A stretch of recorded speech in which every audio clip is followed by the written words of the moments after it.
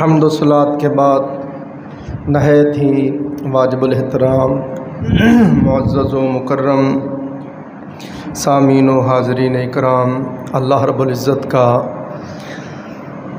لا تعداد بار شکر ہے جس کی توفیق سے ہم سب نماز جمعہ کے لیے حاضر ہیں۔ اللہ پاک ہماری حاضری کو اپنی بارگاہ اقدس میں قبول فرمائے۔ اس حاضری کو اللہ پاک ہم سب کے لیے ذریعہ نجات کفارہ سیئات بنائے۔ عزیزان محترم، ماشاءاللہ حج شروع ہو چکا ہے اور عید قربان بھی آ رہی ہے۔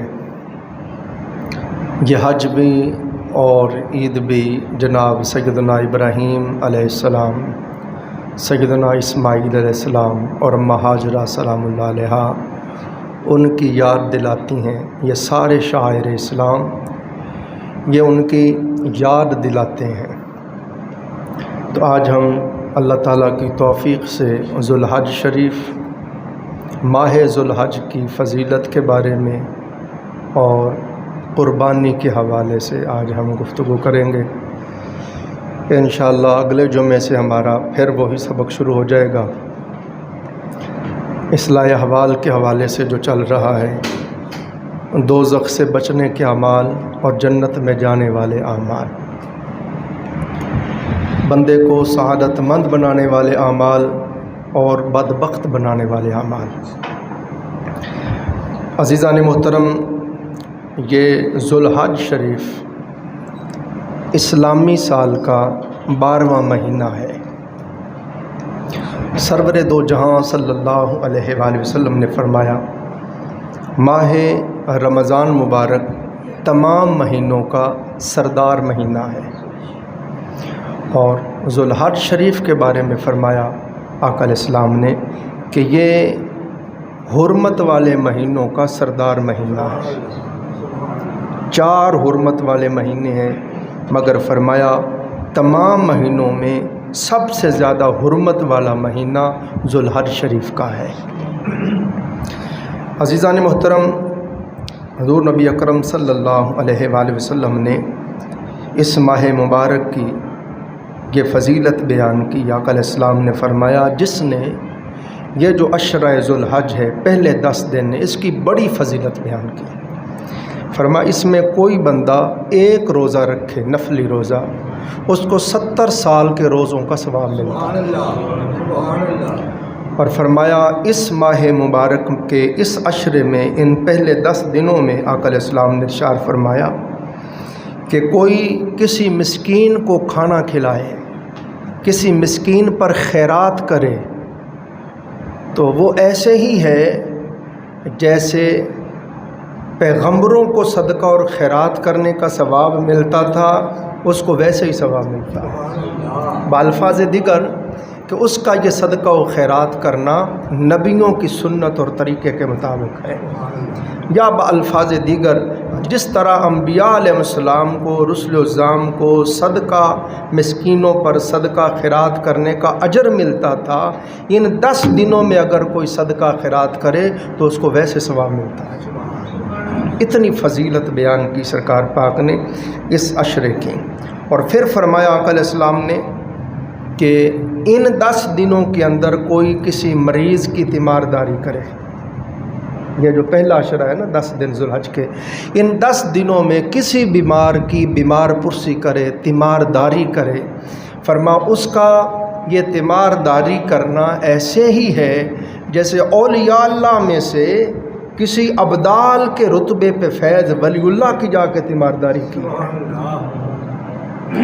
اور فرمایا اس ماہ مبارک میں کوئی بندہ کسی جنازے میں شامل ہو تو ایسے ہی ہے جیسے کسی شہید کے جنازے کے ساتھ شامل ہوا ہے۔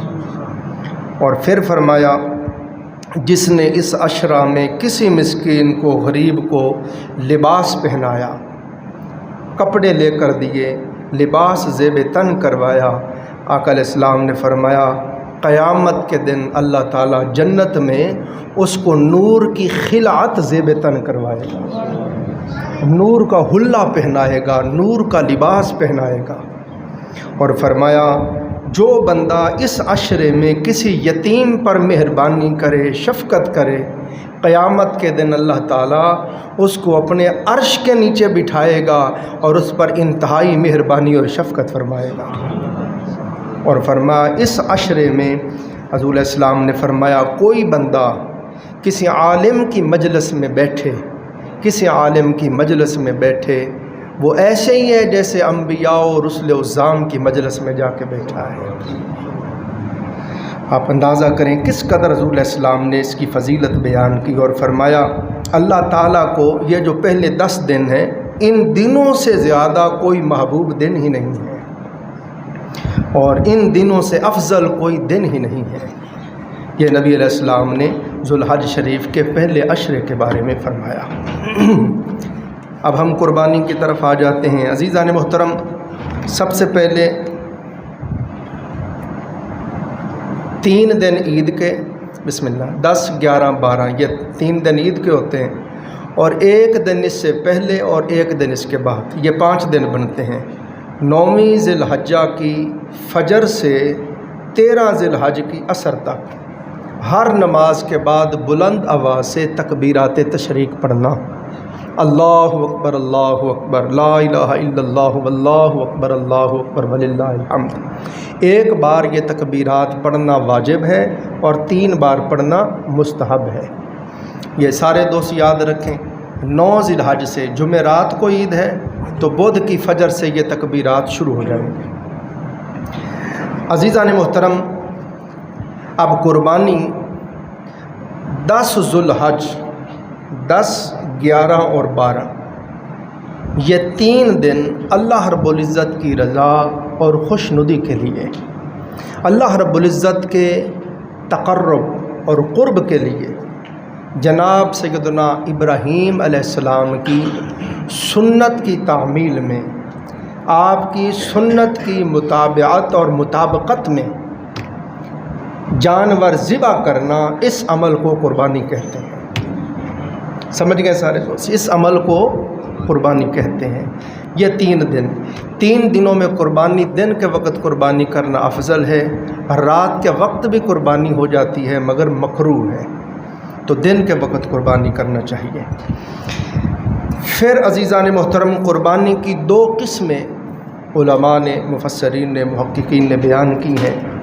ایک قربانی وہ ہے جو حجاج مکہ مکرمہ میں منا کے مقام پہ کرتے ہیں، اور اس قربانی کو ہدیٌ کہا جاتا ہے، اور وہ حاجیوں کے ساتھ خاص ہے، وہ حاجیوں کے ساتھ مختص ہے۔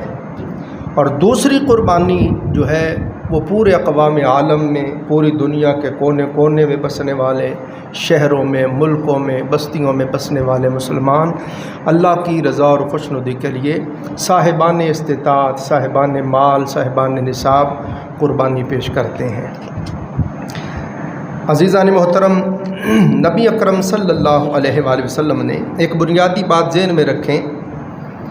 بعض لوگ یہ کہتے ہیں کہ قربانی صرف حاجیوں کے ساتھ مختص ہے، باقی لوگوں پر قربانی نہیں ہے۔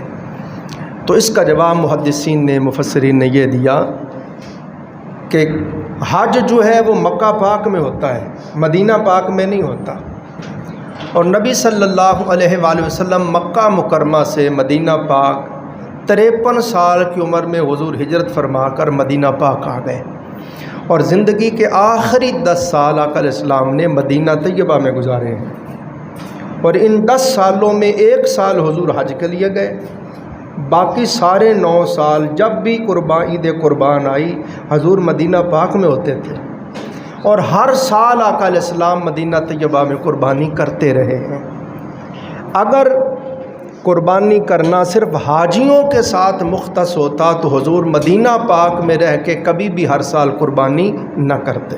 تو حضور علیہ السلام کا مدینہ شریف میں رہ کے ہر سال قربانی کرنا یہ بتاتا ہے کہ صرف حاجیوں کے ساتھ یہ عمل مختص نہیں ہے، جو مکہ کے باہر دوسرے ملکوں، دوسرے شہروں میں رہتے ہیں صاحبان استطاعت، ان پر بھی قربانی واجب ہے۔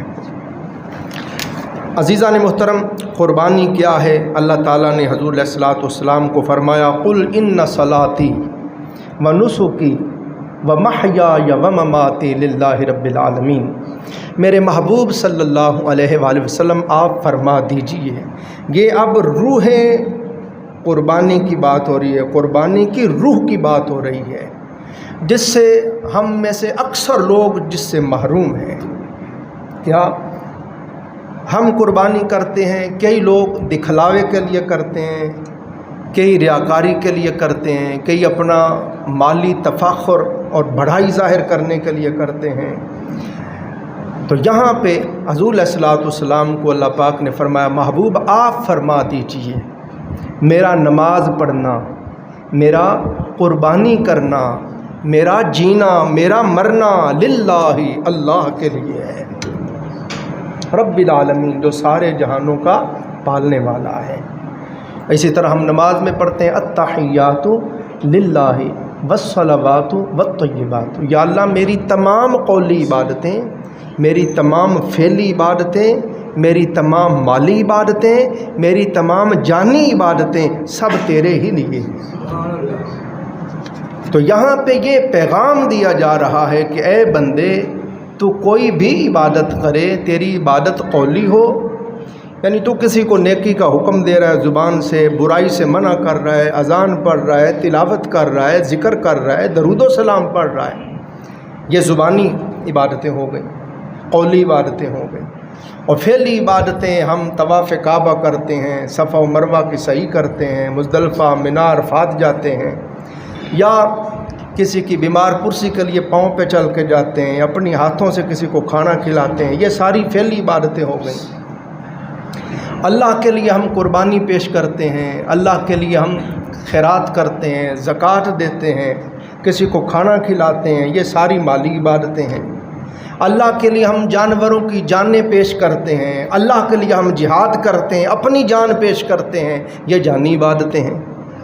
تو اس میں بنیادی بات یہ سمجھائی گئی کہ اے میرے بندے تو کوئی بھی عبادت کرے، تیری عبادت بھلے قولی ہو، فعلی ہو، مالی ہو، جانی ہو، تیرا مقصود و مطلوب صرف یہ ہونا چاہیے کہ میرا رب راضی ہو جائے، میرا یہ عمل فقط اللہ کے لیے ہے اور کوئی مقصود و مطلوب نہیں ہے۔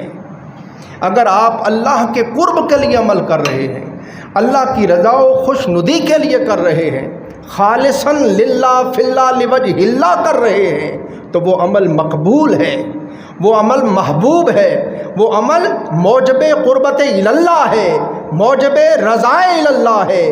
اور اگر یہ چیز نہیں ہے تو وہ ہر عمل مردود ہے اور اللہ تعالیٰ کی بارگاہ میں مقبول نہیں ہے اور وہ رد کر دیا جاتا ہے، اور وہ آپ کا عمل کرنا اور آپ کا وہ پیسہ خرچ کرنا سب ضائع ہو گیا۔ تو یہ بنیادی چیز ہم سب کو ہمیشہ یاد رکھنی چاہیے۔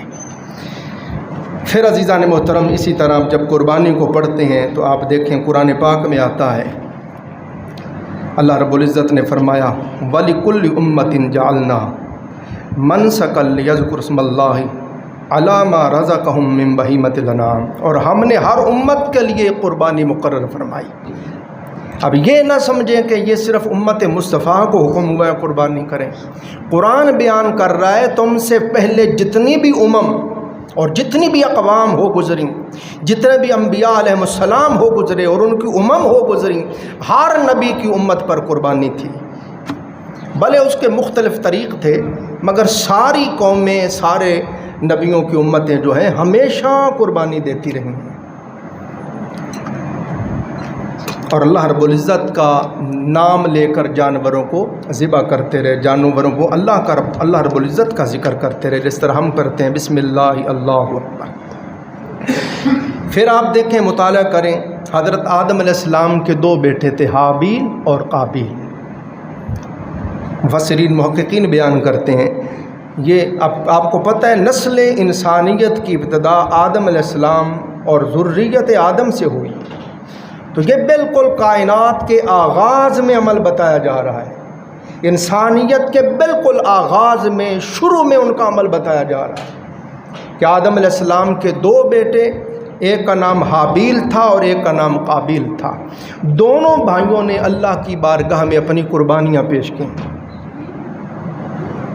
اب اس وقت اب ہم تو بسم اللہ اللہ اکبر کہہ کے ذبح کر دیتے ہیں نا جانور کو، تو انہوں نے کوئی جانور دینا ہوتا، کوئی مال دینا ہوتا، کوئی کھانا دینا ہوتا، ان کا طریقہ تھا وہ ایک پہاڑی کے اوپر جا کے رکھ دیتے اور اللہ کے حضور التجا کرتے کہ یا اللہ میری اس قربانی کو، میرے صدقے کو قبول فرما۔ تو جس کی قربانی قبول ہو جاتی، آسمان سے ایک آگ آتی، اس کی قربانی کو جلا دیتی۔ تو یہ نشانی ہوتی کہ اس کی قربانی قبول ہو گئی، اور جس کی قبول نہ ہوتی اس کے لیے نہ آگ آتی نہ اس کی قربانی کو جلایا جاتا۔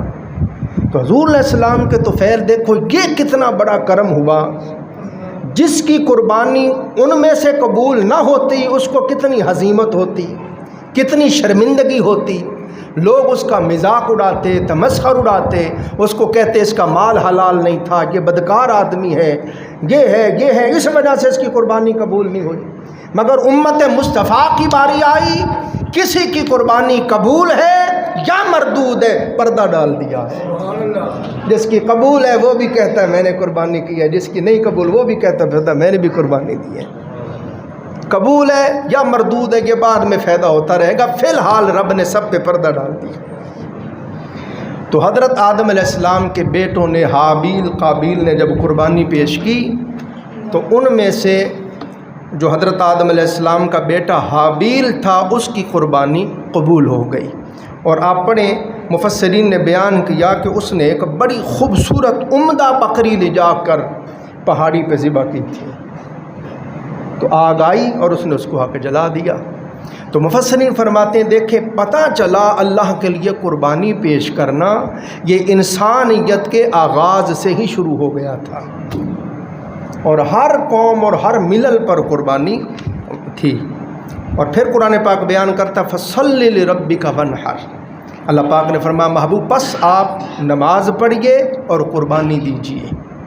تو یہاں پر بھی آپ پورا قرآن پاک پڑھیں، تقریباً 100 بار سے زیادہ بار اللہ نے قرآن پاک میں نماز کا حکم دیا، اور کمال بات یہ ہے جہاں نماز کا حکم دیا وہیں ساتھ زکوٰۃ کا بھی حکم دیا۔ تو قربانی بھی چونکہ مال سے خرچ ہوتی ہے یہ بھی زمرۂ زکوٰۃ میں آتی ہے، اور اسی بندے پر قربانی ہے جس پر زکوٰۃ فرض ہے۔ تھوڑا فرق ہے، زکوٰۃ والے کے لیے ہوتا ہے کہ جس کے پاس پورا سال اتنا مال رہے، پورا سال وہ نصاب کا مالک رہے، اس پر زکوٰۃ ہے۔ مگر عید کے لیے اور صدقہ فطر کے لیے سال گزرنا ضروری نہیں ہوتا، بھلے ایک دن پہلے آپ کے پاس تقریباً 1.5 لاکھ روپیہ آ گیا ہے تو اس کی میں آگے وضاحت کرتا ہوں چل کے۔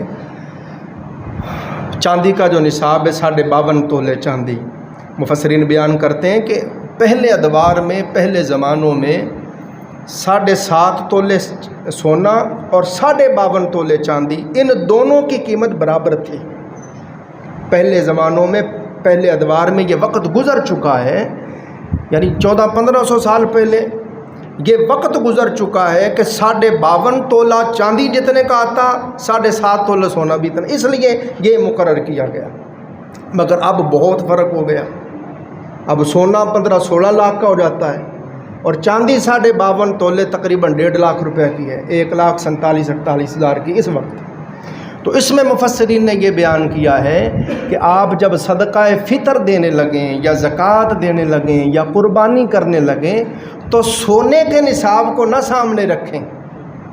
اگر آپ سونے کے نصاب کو رکھیں گے کہ 15-16 لاکھ ہو تو پھر تو کوئی بھی زکوٰۃ دے گا ہی نہیں، کوئی خراج ہی نہیں کرے گا۔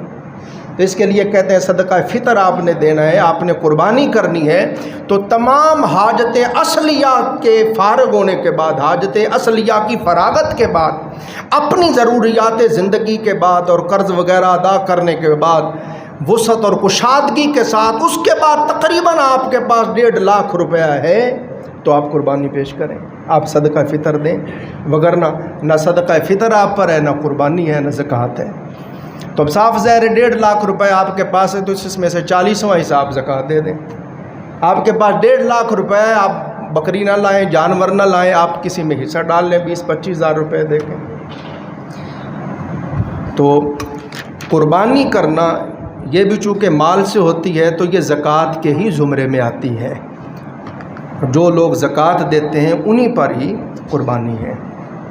پھر عزیزان محترم آپ دیکھیں بڑی خوبصورت بات کہیں حضرت علامہ ابن اسیر رحمۃ اللہ علیہ نے، وہ فرماتے ہیں الکامل میں، فرماتے ہیں کہ حضرت ابراہیم علیہ السلام کو جب نمرود اور قوم نمرود نے آگ میں ڈالا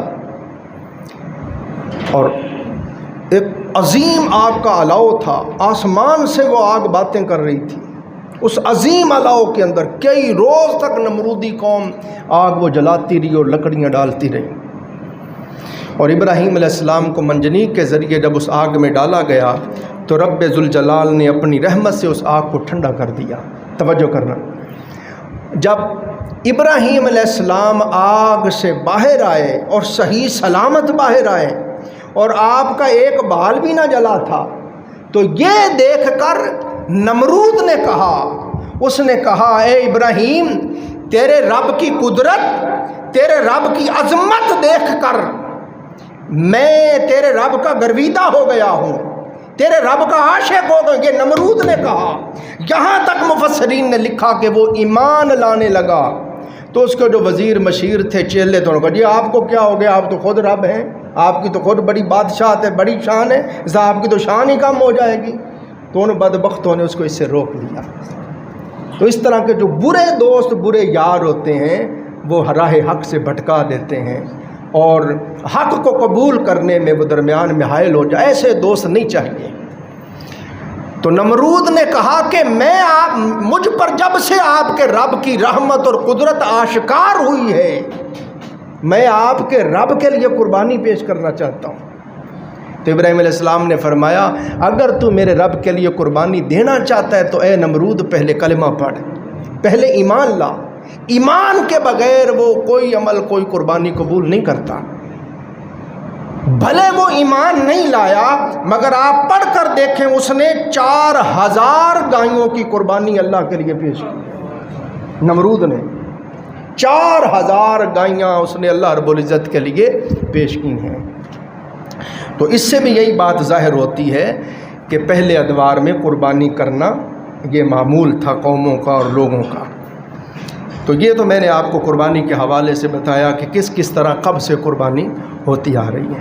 حضرت ابراہیم علیہ السلام کا زمانہ آیا تو ابراہیم علیہ السلام کو اللہ پاک نے، جس طرح پچھلے جمعے میں نے عرض کیا، 3 راتیں آپ کو خواب آتا رہا۔ تیسری رات پھر آپ نے دیکھا خواب میں کوئی کہہ رہا ہے قم فقرب القربان لرب العالمین، ابراہیم اٹھیے اپنے رب کے لیے قربانی پیش کیجیے۔ عرض کی باری تعالیٰ میرے پاس جو دمبے تھے وہ بھی میں نے دے دیے، جو اونٹ تھے وہ بھی دے دیے، اب کون سی قربانی میرے مولا مجھ سے مانگتا ہے؟ فرمایا والدک اسماعیل، اپنے بیٹے اسماعیل کی قربانی پیش کرو۔ تو حضرت ابراہیم علیہ السلام نے اپنی اہلیہ سے فرمایا میرے بیٹے کو غسل کروا دو، نہلا دو، پیارے کپڑے پہنا دو، سر پہ تیل لگا دو، مانگ نکال دو، آنکھوں میں سرما لگا دو، خوشبو لگا دو، میرے بیٹے کو تیار کر دو۔ پیارے ابراہیم کیا بات ہے؟ فرمایا ایک دوست کو ملنے کے لیے جانا ہے۔ چل پڑے، رسی اور چھری بھی لے لی، تفصیل میں نہیں جاتا۔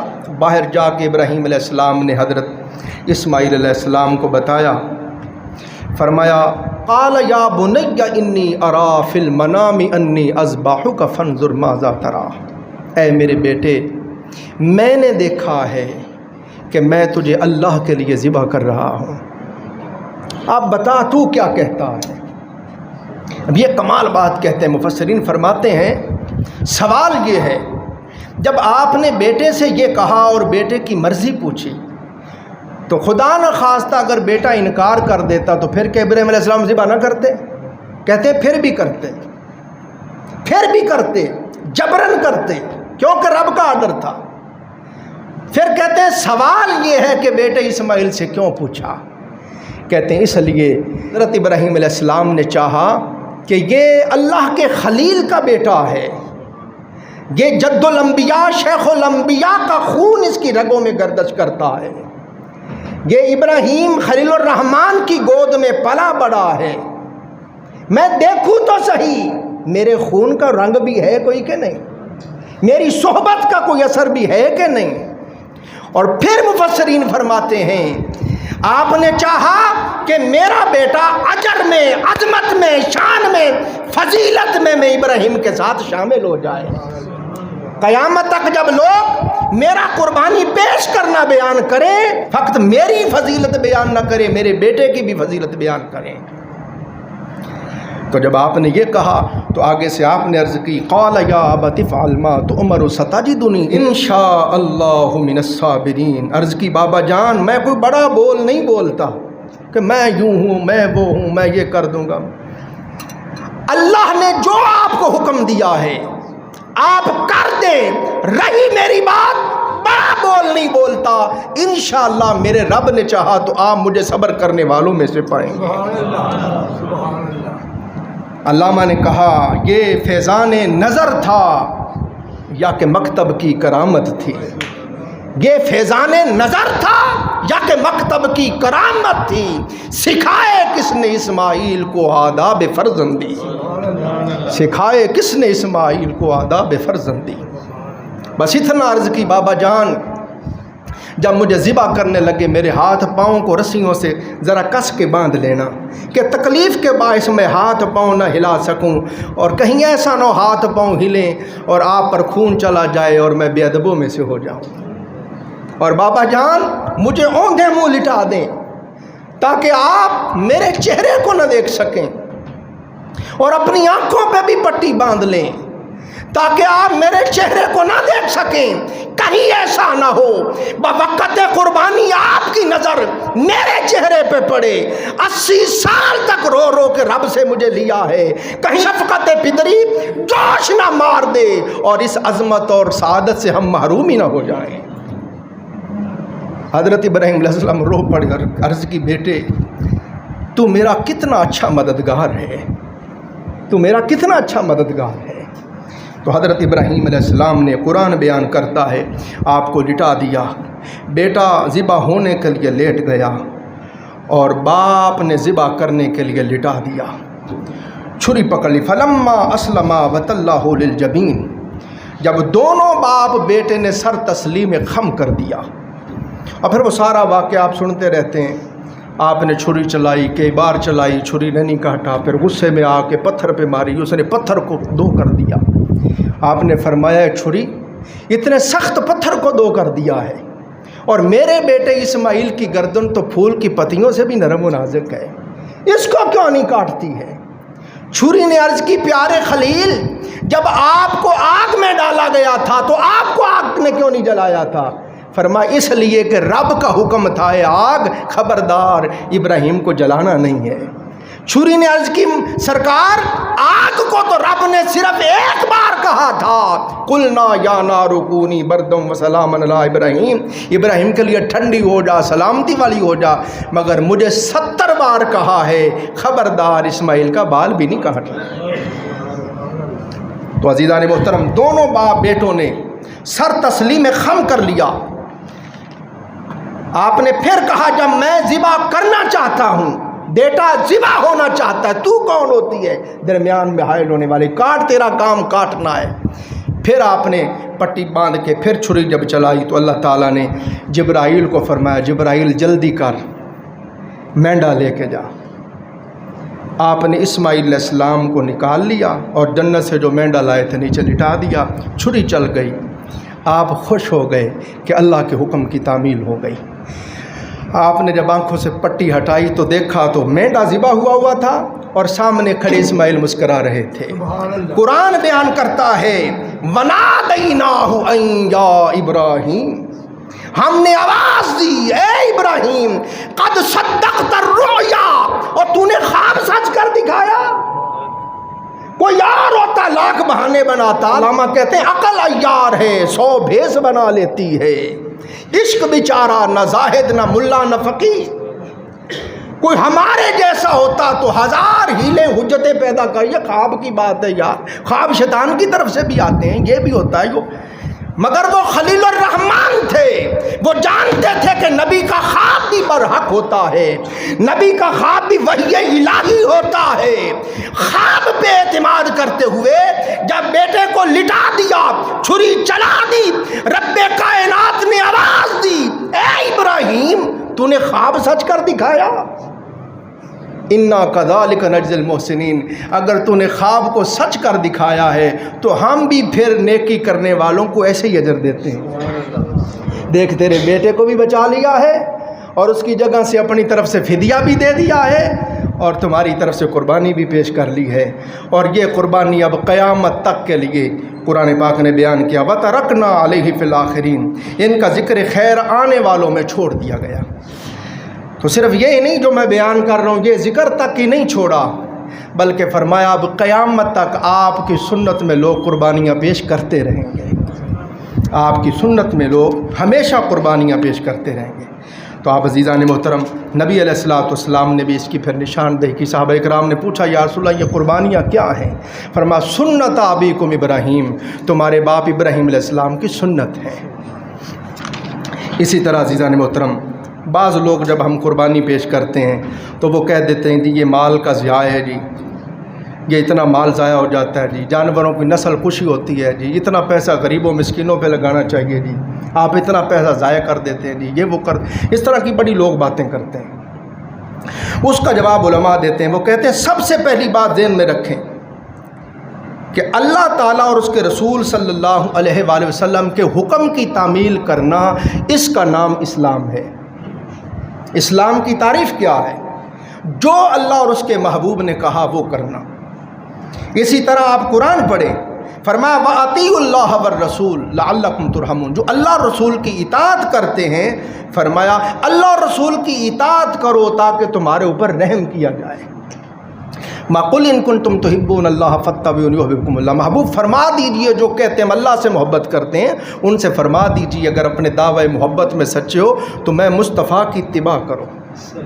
اب حضور علیہ السلام تو قربانی کرتے رہے، حضور کے صحابہ بھی کرتے رہے، اور آپ کہتے ہیں جی قربانی ہے ہی کوئی نہیں۔ پھر نبی علیہ السلام نے اتنا سخت حکم فرمایا، آقا علیہ السلام نے فرمایا جس شخص کے پاس طاقت ہو، وسعت ہو، کشادگی ہو، قربانی کرنے کی طاقت اس کے پاس ہو اور پھر وہ قربانی نہ کرے، حضور نے فرمایا وہ ہماری عیدگاہ کے قریب بھی نہ آئے۔ اتنا سخت حکم فرمایا۔ اور آقا علیہ السلام نے ارشاد فرمایا یوم نحر، عید والے دن ابن آدم جتنے بھی نیکی کے کام کرتا ہے، سارے نیکی کے کاموں میں اللہ کو ابن آدم کا سب سے زیادہ جو عمل محبوب ہے وہ قربانی کرنا ہے۔ اور آقا علیہ السلام نے فرمایا جو روپیہ جو پیسہ عید والے دن قربانی کے لیے خرچ ہوتا ہے اس سے زیادہ اللہ کو کوئی پیارا روپیہ ہی نہیں ہے۔ اب نبی اکرم صلی اللہ علیہ وآلہ وسلم 9 سال مدینہ میں رہ کے قربانی کرتے رہے، اور جو قربانی نہ کرے فرمائے خبردار وہ عیدگاہ کے بھی قریب نہ آئے۔ حضور اتنا سخت آرڈر فرمائیں اور آپ کہیں جی نہیں غریبوں پہ خرچ کر دیں، اور بھئی حضور علیہ السلام سے بڑھ کر غریبوں مسکینوں کا غم خار کون ہو سکتا ہے؟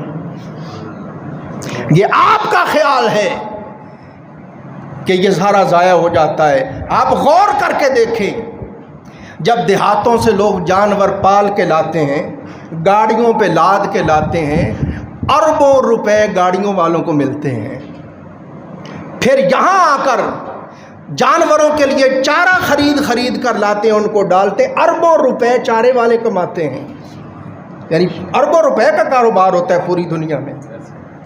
پھر اس کے بعد جب ہم قصاب کو بلاتے ہیں، جانور ذبح کرواتے ہیں، کھال اترواتے ہیں، گوشت بنواتے ہیں، ان کو مزدوری دیتے ہیں۔ اس طرح پوری دنیا میں امت مسلمہ وہ جو مزدوری کرنے والے قصاب اربوں روپے ان کو دیتی ہے۔ پھر کھالیں رفائی اداروں کو ہم دیتے ہیں، مدارس کو دیتے ہیں، ہسپتالوں میں دیتے ہیں، رفائی اداروں اربہ روپے رفائی اداروں کو ملتے ہیں۔ پھر پورا سال غریب لوگ جو گوشت نہیں کھا سکتے ان دنوں میں ان کو بھی کھلا گوشت کھانے کو ملتا ہے۔ تو بتاؤ ضائع کیا ہو گیا ہے؟ بات سمجھیں آپ، ضائع کیا ہو گیا ہے؟ اور پھر یہ شعائر اسلام ہیں، یہ کیا ہے؟ یہ ہمارے اسلام کی شان ہے یہ اعمال۔ آپ مینار پاکستان کو دیکھیں، وہ 1947 کی یادگار ہے، جب قرارداد پیش ہوئی پاکستان بننے کی تو اس کی یاد میں یہ یادگار پاکستان بنائی گئی۔ تو کوئی کہہ جی اتنا کروڑوں روپے سے آپ نے فضول ضائع کر دیا ہے۔ اسلامی سربراہی کانفرنس کروائی بھٹو صاحب نے، اس کی یاد میں آپ دیکھیں اسمبلی ہال کے پاس مینار بنا ہوا ہے. ہم مسجدوں کے لاکھوں روپے کروڑوں روپے لگا کے لوگ بڑے بڑے خوبصورت مینار بناتے ہیں. ہم 14 اگست آئے گا, گھر گھر پہ جھنڈے لگے, کروڑوں روپے کے جھنڈے لگے ہوئے ہوں گے, تو آپ کہیں جی یہ سب کچھ ضائع کرتے ہیں آپ؟ اور بھائی یہ ضائع نہیں ہیں, یہ ہمارے مذہبی ملی قومی شعائر ہیں, یہ ہماری شان و شوکت کا اظہار ہے. جب کوئی غیر مسلم مسجد کا مینار دیکھتا ہے تو اس کے دل کے اندر ہیبت طاری ہو جاتی ہے اور اسلام کی شان اور شوکت کا اظہار ہوتا ہے کہ مسلمانوں کی عبادت گاہ اتنی عظیم و شان ہے, ان کا اسلام کتنا عظیم ہوگا. اسی طرح یہ قربانی کرنا یہ شاعر اسلام میں سے ہے. جب قربانی کرتے ہیں یہ حضرت ابراہیم علیہ السلام کی عظیم قربانی کی یاد دلاتا ہے, تو اس لیے ہم یہ قربانی کرتے ہیں. دوستو وقت ختم ہو گیا, کافی چیزیں عرض کرنی تھی کہ قربانی کس کس پر ہے. قربانی جب کرتے ہیں ہر سال تو ہمارے اندر کچھ چیزیں رائج ہیں, ضروری ہیں. مثلا ایک آدمی نے قربانی کی ہے, اگلا سال آتا ہے تو وہ کہتا ہے جی اس بار قربانی میری بیوی کی طرف سے ہے, یا پچھلے سال میں نے کی تھی پھر بیوی کی طرف سے, یہ فلانے میرے بیٹے کی طرف سے ہے. اب دیکھیں صاحب مال, صاحب استطاعت, صاحب نصاب صرف آپ ہیں. آپ کی بیوی کے پاس تو اتنا مال ہی نہیں کہ اس کے اوپر قربانی واجب ہو. آپ کے بچوں کے پاس اگر اتنا مال ہی نہیں کہ ان کے اوپر قربانی واجب ہو تو ان کی طرف سے قربانی نہیں ہوگی, قربانی آپ کی طرف سے ہوگی. سب سے پہلے اگر صاحب مال آپ ہیں تو آپ اپنی طرف سے قربانی دیں, اور پھر اللہ نے آپ کو اور دیا ہوا اپنی بیوی کی طرف سے دیں, اپنے بچوں کی طرف سے دیں. یہ طریقہ ہے. مگر یہاں ایک بڑی عمیق بات کہوں, آپ کی طبیعت خوش ہو جائے گی. جب کوئی گھر کا والی وارث اولی الامر ہوتا ہے نا, شوہر بیوی بچوں کا, تو اولی الامر جو ہے جو اپنی رعایا بیوی بچے ان کی طرف سے قربانی کرتا ہے تو یہ نہ سمجھیں کہ بس اس نے قربانی کی اس کو ثواب ملا ہمیں نہیں ملا. نہ, سارے گھر والوں کو ثواب ملتا ہے. قربانی تو اس نے ہی کی ہے, اس کی ہی طرف سے ہے, مگر جتنا ثواب گھر کے والی کو ملا ہے اتنا ہی ثواب گھر کے ہر فرد کو ملا ہے. اس پر میں دلیل دے رہا ہوں آپ کو, وجد آفرین بات کر رہا ہوں. آپ دیکھیں, آپ جانور ذبح کرتے ہیں, بکری ذبح کریں تو اس میں بھی ایک ہی جان ہے, آپ اونٹ ذبح کریں تو اس میں بھی ایک ہی جان ہے, بھلے وہ کتنا بڑا ہے. آپ گائے ذبح کریں, آپ بیل ذبح کریں, بھلے وہ کتنا بڑا جانور ہے, جان اس میں ایک ہی ہے. بکری میں بھی ایک ہی جان ہے. مگر نبی صلی اللہ علیہ وسلم اپنی نگاہ نبوت سے دیکھ رہے تھے میری امت میں کئی غریب ہوں گے جو فردن انفرادی طور پر اپنی طرف سے الگ سے ایک قربانی نہیں کر سکیں گے. تو حضور السلام کو چونکہ اللہ نے صاحب اختیار بنایا ہے, فرمایا وما آتاکم الرسول فخذوہ وما نہاکم عنہ فانتہوا واتقوا اللہ. میرا محبوب جو کچھ تمہیں دے وہ لے لو, جس سے منع کرے اس سے منع ہو جاؤ. میں نے اپنے محبوب کو مختار بنایا ہے. تو عزیزان محترم, حضور نے اپنا اختیار بروئے کار لاتے ہوئے, حالانکہ ایک ہی جان کی طرف سے تھی, مگر حضور نے رحمت للعالمین اپنی شان رحمت للعالمین کو بروئے کار لاتے ہوئے فرمایا کہ زیادہ سے زیادہ غریب بھی حصہ لے لیں. فرمایا بھلے اونٹ میں گائے میں جان ایک ہی ہے, میں مصطفیٰ کہتا ہوں تم ساتھ شامل ہو جایا کرو, وہ ساتوں کے لیے ایک جان کافی ہو جائے گی. بھائی وہاں ساتوں کے لیے ایک جان کافی ہو گئی, تو ایک قربانی جب آپ کریں گے تو سارے گھر والوں کو اجر ملے گا. اور دلیل دے رہا ہوں, حضور السلام نے صرف ایک ہی مینڈا ذبح کیا اور کہا اللہم تقبل من محمد, اے اللہ اس قربانی کو محمد صلی اللہ علیہ وسلم کی طرف سے قبول فرما. وآل محمد, یا اللہ اسی قربانی کو آل محمد کی طرف سے بھی قبول فرما. پھر فرما من امتی محمد, اے اللہ امت محمد کی طرف سے بھی قبول فرما. قربانی ایک ہی ہے, جان ایک ہی ہے. کملی والے آقا نے اللہ نے حضور کو شان عطا کی, وما آتاکم الرسول, اس کو بروئے کار لاتے ہوئے ازل سے لے کے ابد تک ساری امت کے لیے قربانی کو کافی و وافی کر دیا. فرما جو غریب قربانی نہ کر سکے وہ بھی دل تھوڑا نہ کرے, میں مصطفیٰ تمہاری طرف سے کر گیا ہوں.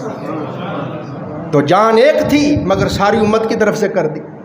پھر اس کے اوپر دلیل دے رہا ہوں، حضرت سیدنا ایوب انصاری رضی اللہ تعالیٰ عنہ فرمایا کرتے تھے، ہم صحابہ اکرام کے دور میں فرماتے ہیں کہ ہم پورے گھر کی طرف سے ایک بکری لاتے تھے، پورے گھر کی طرف سے ایک بکری لاتے تھے، مگر آج لوگوں نے قربانی کو تفاخر اور بڑائی کا ذریعہ بنا لیا ہے۔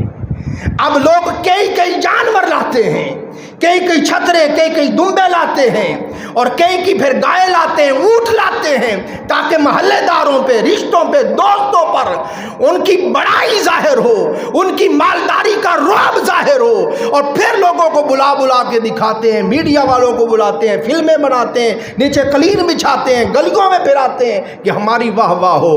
فرماتے ہیں حالانکہ صحابہ کے زمانے میں تو ہم سارے ایک ہی بکری سارے گھر کی طرف سے قربان کیا کرتے تھے۔ اور حضرت ابو ہریرہ رضی اللہ کو پڑھو، وہ قربانی کا جانور جب گھر لاتے تو گھر والے پوچھتے یہ کس کی طرف سے؟ ماتے میری طرف سے بھی ہے، آپ سب کی طرف سے بھی ہے۔ میری بات سمجھے آپ؟ میں نے بڑی کوشش کی ہے کہ یہ میسج، یہ پیغام آپ کو سمجھ آ جائے۔ اللہ تعالی ہم سب کو سمجھنے اور عمل کرنے کی توفیق عطا فرمائے۔